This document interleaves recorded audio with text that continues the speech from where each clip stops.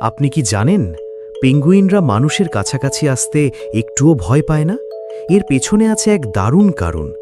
পেঙ্গুইনরা থাকে এমন জায়গায় যেমন আন্টার্কটিকা বা দূর দক্ষিণের দ্বীপপুঞ্জ, যেখানে তারা একমাত্র প্রাণী যারা দুই পায়ে হাঁটে। আর অবাক করা বিষয় হলো, তাদের মাটিতে কোনো প্রাকৃতিক শত্রুই নেই। তাদের সব শত্রুই থাকে জলে, সিল, সি লায়ন আর অর্কার মতো বিশাল শিকারী। ফলে যখন তারা প্রথম কোনো মানুষকে দেখে দুই পায়ে হাঁটছে, মাথায় ক্যামেরা, গায়ে মোটা জামা, তারা ভাবতে পারে এ তো আমারই আরেকটা বড় ভাই।